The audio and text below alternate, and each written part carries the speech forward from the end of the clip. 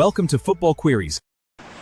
তো hello guys, welcome back to another video for football queries YouTube channel. তো তোমার সকলকে আবারও স্বাগত জানাই আমাদের ফুটবল কোয়েরিজ ইউটিউব চ্যানেলে। তো আমরা আবারও চলে এসেছি কিছু ফুটবল এবং ট্রান্সফার রিলেটেড আপডেটের ভিডিও নিয়ে তোমাদের সকলের কাছে। হোপফুলি তোমাদের ভিডিওটা খুবই ভালো লাগবে এবং যদি ভিডিওটা ভালো লাগে থাকে তাহলে অবশ্যই চ্যানেলটাকে সাবস্ক্রাইব করো, লাইক করো এবং যেমনভাবে ভালোবাসাটা তোমরা দেখিয়ে এসছো সেরকমভাবেই কিন্তু ভালোবাসাটা দেখাতে থেকো। আমাদের চ্যানেলটা যেন আরও বড় হোক, এটাই আমরা চাইবো। তো চলো ভিডিওটাকে দেরি না করে আরও তাড়াতাড়ি শুরু করা যাক। আর প্রথমে যদি আমরা কথা বলি গতকালে যে ম্যাচটা হয়েছে মোহনবাগানের সাথে নর্থ ইস্ট ইউনাইটেড, তো সেই ম্যাচে কিন্তু দুর্দান্ত পারফরমেন্স করেছে মোহনবাগান টিম বলতেই হয়। কেননা দুটো দলই কিন্তু প্রথমে 90 মিনিট অবধি কিন্তু ভালো লড়াই করেছে নিজেদের টিমটাকে ফাইনালে নিয়ে যাওয়ার জন্য, কিন্তু তারা কিন্তু ব্যর্থ হয়, যার ফলে কিন্তু 0-0 স্কোর লাইন থেকে যাওয়ার ফলে কিন্তু সেই গেমটা কিন্তু ড্র হয়। তারপরে কিন্তু ডাইরেক্ট টাই ব্রেকারে যায়, যেখানে কিন্তু বিশাল কাইতের লাস্টে দুটো অনবদ্য সেভ দিয়ে কিন্তু মোহনবাগানের স্পটটা কিন্তু ফাইনালাইজ করে নেয় ফাইনালে। তো বিশাল কায়েত কিন্তু নো ডাউট একজন ভালো গোলকিপার বলা যেতে পারে, কেননা এখন ইন্ডিয়ার মধ্যে টপ লেভেলের টপ নচ গোলকিপার যদি আমরা বলে থাকি সেটা কিন্তু এখন বিশাল কায়েত। কেননা বিশাল কায়েত কিন্তু একদম পিক লেভেলে রয়েছে তার ক্যারিয়ারের মধ্যে। তো সে কিন্তু পেনাল্টি এক্সপার্ট হয়ে গেছে খুব যদি আমরা ভুল না করে দেখি। সে কিন্তু প্রায় প্রত্যেকটাই কিন্তু ভালো মতো সেভ দিতে চেষ্টা করেছিল। যে আমরা যেটা বলছিলাম প্রথমে রং ওয়েতে ডাইভ দিচ্ছিল, সেটা কিন্তু তার হোমওয়ার্ক বলতে পারি আমরা। কেননা অপোনেন্ট প্লেয়ার্সদের কিন্তু একটু এদিক ওদিক করে ভাবা ছিল, তারপরে লাস্টে দুটো যেই সেটটা দিয়েছে সেটা কিন্তু সম্পূর্ণ বাদিকে ডাইভ দিয়েছে এবং তারা কিন্তু প্লেয়ার্সরা কিন্তু নর্থ ইস্ট ইউনাইটেড ডান দিকেই কিন্তু মেরেছে এবং পরপর দুটো কিন্তু সেভ দেয়। একটা হলো প্রথমে পার্থিব গৌরী, আরেকটা প্লেয়ারের নাম ইতিমধ্যে মনে পড়ছে না, কিন্তু সেই দুটো কিন্তু সেভে কিন্তু বাদিকে বিশালকে এক সেভ দেয় এবং অনবদ্য সেভ, চোখ ধাঁধি দেওয়ার মতো সেই দুটো কিন্তু আমাদের চ্যানেল থেকে কিন্তু পোস্ট করা হয়েছে। সেই শটটা কিন্তু তোমরা সকলেই দেখতে পারো। এবং সাথে সাথে আমরা যেটা কথা বলবো যে মোহনবাগানের যে টিমটার একটু জার্নি নিয়ে, তো আমরা সকলেই কিন্তু তোমাদের সকলের সাথে কিন্তু আমরা শেয়ার করেছিলাম যে মোহনবাগান টিমের কিন্তু যে পরিস্থিতি সেটা কিন্তু খুব একটা ভালো থাকবে না যদি ফাইনালে তারা প্রবেশ করে, সেটাই কিন্তু আমরা দেখতে পাবো। কেননা মোহনবাগান ম্যানেজমেন্ট কিন্তু আজকে কিন্তু চলে আসছে কলকাতায় এবং কালকের দিনটাই শুধুমাত্র পাবে তাদের ট্রেনিংয়ের জন্য ফুল সেশন। তো তারপরের দিনই কিন্তু তাদের ম্যাচটা হতে চলেছে ইস্টবেঙ্গলের সাথে, সেটা কিন্তু ফাইনাল। তো খুব একটা বেশি কিন্তু টাইম পাবে না অনুশীলনের জন্য এবং সাথে সাথে সাথে যে তাদের যে ধকলটা সেটা কিন্তু অনেকটাই বেশি হতে চলেছে। তো এটা নিয়ে কিন্তু একটু ভাবার বিষয় মোহনবাগানের, যে তাদের যে রিল্যাক্সেশন টাইমটা কিন্তু করতে দিতে পারবে এবং তাদের যে রিকভারি পিরিয়ডটা এই জার্নি করে আসার পরে সেটার দিক দিয়ে কোনো দিক দিয়ে যেন ভোগাতে না পারে মোহনবাগান টিমকে এই ফাইনালের মঞ্চে। তো এটাই ছিল মোহনবাগান টিমকে নিয়ে। এরপরেও যদি তোমরা চাও যে মোহনবাগান টিমকে নিয়ে আমরা কিছু ভালো মতো ব্রিফ এক্সপ্লেন করবো কালকের ম্যাচটা নিয়ে, তো সেই ম্যাচে কিন্তু হাইলাইটস আমরা পোস্ট করে দিয়েছি। সকল ম্যাচে যে হাইলাইটস তোমরা পাবে আমাদের চ্যানেল থেকে, কিন্তু তাও তো যদি তোমরা চাও যে আরেকটু ব্রিফভাবে এক্সপ্লেন করি কেমন কী খেলেছে, কেমন কী পারফরমেন্স এসছে মোহনবাগান টিমের থেকে, তো সেই মতেই কিন্তু তোমরা আমাদেরকে কমেন্ট করতে পারো। সেই মতেই কিন্তু আমরা একটা ভালো করে হাইলাইটসের ভিডিওটা দিয়ে আমরা কিন্তু ভালো মতো ব্রিফ এক্সপ্লেন করবো তোমাদেরকে, ভিডিওটা তারপরে ছাড়বো, তোমরা কিন্তু সেই ভিডিওটা উপভোগ করতে পারো। তার জন্য কিন্তু তোমাদেরকে কমেন্ট করতে হবে যে হ্যাঁ দাদা লাগবে আমাদের এই ভিডিওটা, তো তার ফলেই কিন্তু আমরা তোমাদেরকে এই ভিডিওটা দিয়ে দেবো।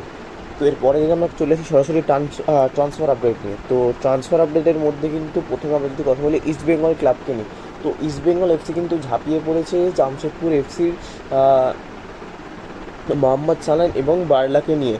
তো এই দুই প্লেয়ারকে কিন্তু ইস্টবেঙ্গল এফসি রীতিমতো চাইছে, কেননা এই দুই প্লেয়ারকে কিন্তু আর তৈরি করতে হবে না, তারা কিন্তু আইএসএল টেস্টের এবং তাদের সাথে সাথে কিন্তু আমরা এটাও জানি যে আমান সিকেও কিন্তু জামশেদপুর থেকে চলেছে আইএসএলের আগে। কেননা আমান সিকে কিন্তু গেছিলো লোন ডিলে জামশেদপুর এফসিতে।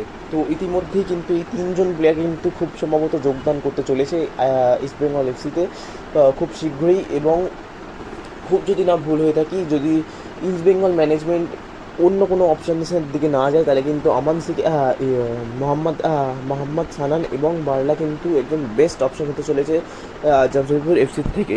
এই দুই প্লেয়ারের মধ্যে কিন্তু পোটেনশিয়াল রয়েছে, দুটো প্লেয়ারকে কিন্তু গেম টাইম দিলে কিন্তু তারা ফার্স্ট 11-এ প্রত্যেক দিন থাকার মতো তাদের যোগ্যতা কিন্তু রয়েছে। তো এই দুটো প্লেয়ারকে যদি টার্গেট করে আনতে পারে তাহলে কিন্তু অবাক হওয়ার কোনো বিষয় নেই। এবং সাথে সাথে আমান সিকেও যদি অ্যাড হয় এই ডেসেন্ট থেকে এবং টিভিদের সাথে ফার্স্ট 11, তাহলে কিন্তু ইস্টবেঙ্গলের আর কোনো চাপ থাকবে না ফ্রন্ট লাইনের দিক থেকে। তো এরপরে যদি আমরা কথা বলি কেরালা ব্লাস্টারের একটা ট্রান্সফার আপডেট নিয়ে, তো কেরালা ব্লাস্টার কিন্তু ইতিমধ্যে কিন্তু ট্রান্সফার মার্কেটে কিন্তু প্রবেশ করেছে এবং তাদের প্রথম যে ফরেন সাইনিংটা হতে চলেছে সেটা কিন্তু খুব সম্ভবত ইস্টবেঙ্গলের প্রাক্তন প্লেয়ার হামিদ আধার। হ্যাঁ, তো এই 17 নম্বর ইস্টবেঙ্গলের খেলা 17 নম্বর জার্সি গায়ে যে প্লেয়ারটা ছিল হামিদ আধার, সে কিন্তু পায়ে দিয়ে খুব একটা গোল করতে পছন্দ করতো না। তো আমরা দেখেছিলাম বডি গোল এবং হেডারে গোল করতে কিন্তু তিনি খুব একটা ভালোবাসতো এবং ইতিমধ্যে কিন্তু যা শোনা যাচ্ছে আইএসএল ট্রান্সফার মার্কেটে কিন্তু কেরালা ব্লাস্টার কিন্তু টার্গেট করেছে এই হামিদ আজাদকে। তো প্লেয়ারটা নো ডাউট খুব ডিসেন্ট একজন অ্যাভারেজ একজন প্লেয়ার, গোল করতে পারে, গোল করতে পারে, অ্যাসিস্টও করতে পারে। তো যদি কোনো ইনজুরিজ না থেকে থাকে তাহলে কিন্তু প্লেয়ারটা খুবই ভালো। তার মধ্যে কিন্তু গোল করার এবিলিটি যেটা রয়েছে, ফিজিক্যালিটির দিক দিয়ে অতটা না ভালো হলেও কিন্তু তার মধ্যে কিন্তু স্পেসটা রয়েছে যদি ইনজুরি না থাকে, তো এটা কিন্তু মাথায় রাখতে হবে। তো as a second striker option হিসাবে কিন্তু সাইন করাতে পারে কেরালা ব্লাস্টার্স তাদের টিমে। তো এরপরে যদি আমরা কথা বলি ইস্টবেঙ্গলের উমেন্স টিমকে নিয়ে, তো উমেন্স টিমও কিন্তু ফুল ফাটাচ্ছে বিদেশের মাঠে। লাস্ট যে এফসি কাপের যে ম্যাচটা খেলেছে সেখানে কিন্তু টিমটার নামটা মনে পড়ছে না অ্যাগেন্স্ট টিমের, কিন্তু লাস্ট যে ম্যাচটা খেলেছে সেখানে কিন্তু 12 গোল দিয়েছে কিন্তু অপোনেন্টকে তাদের বিদেশের মাঠে। তো সেখানে কিন্তু কেউ হ্যাটট্রিক করেনি, কিছু জনের দুটো করে গোল রয়েছে, কিন্তু যে এই যে এত সুন্দর সুন্দর করে যে খেলছে তাদের মধ্যে যে কমিউনিকেশানটা এবং তাদের যে ফুটবলের যে স্কিলটা, সেই দুটো কিন্তু একসাথে মিলিয়ে কিন্তু তারা কিন্তু সাফল্যের মঞ্চের দিকে আরও তাড়াতাড়ি এগিয়ে যেতে চলেছে এবং নকআউট স্টেজেও কিন্তু প্রবেশ করে যাবে। যে লাস্টের ম্যাচটা রয়েছে সেই ম্যাচটা যদি ড্র করে বা তাহলে কিন্তু সরাসরি নকআউট পর্বে চলে যাবে ইস্টবেঙ্গলের টিম, উমেন্স টিম।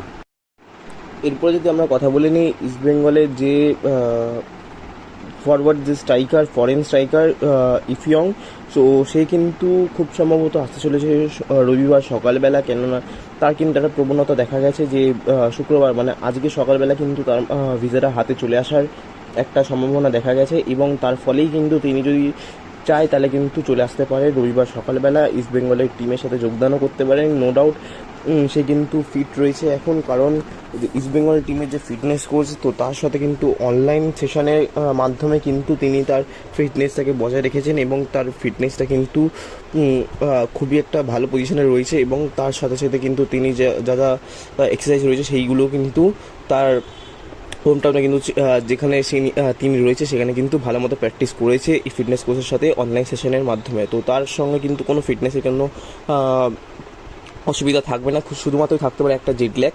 তো সেটাই যদি কাটিয়ে নিতে পারে এই ইফিয়ং, তাহলে কিন্তু খুব সম্ভবত আমরা দেখতে পেতে চলেছি ইফিয়ংকে ডার্বি ম্যাচে, যদি তিনি আজকের মধ্যে ভিসাটা হাতে পেয়ে যান এবং রবিবার সকালবেলা কিন্তু চলে আসে, তাহলে কিন্তু আমরা দেখতে পেতে চলেছি ইফিয়ংকে ডার্বি ম্যাচে। তো হাপাসও কিন্তু তাকে রেজিস্টার করিয়ে রেখেছে, যা যা দরকারি জিনিসপত্র ছিল সেগুলো কিন্তু সব কিন্তু সেরে রেখেছে এই ডার্বি ম্যাচে তাকে দেখার জন্য, যদি তিনি আজকে ভিসাটা পেয়ে রবিবার সকালবেলা চলে আসে। তো আশা থাকবে সবারই যাতে তিনি আজকের মধ্যে ভিসাটা তিনি হাতে পেয়ে যান এবং রবিবার সকালবেলার মধ্যে চলে আসে এবং যোগদান করে ইস্টবেঙ্গল টিমের সাথে এবং ডার্বি ম্যাচে কিন্তু তাকে দেখতে পায়, এটাই কিন্তু হাবাস এবং সকল ইস্টবেঙ্গল ফ্যান্স এবং ইস্টবেঙ্গল ম্যানেজমেন্টও কিন্তু দেখতে চায়। তো এই ভিডিওতে এই কটা ছোটো ছোটো আপডেট দেওয়ার ছিল।